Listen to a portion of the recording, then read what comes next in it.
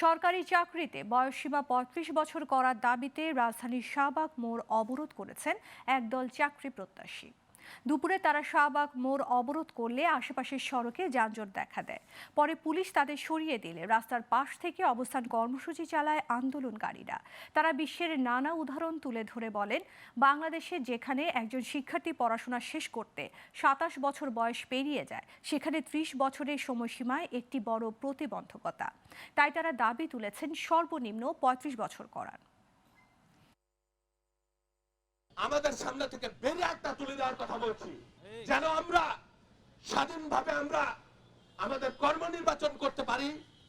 আমাদের সামনে কোন ধরনের ৩০ নামক ব্যারিয়ার যেন না থাকে।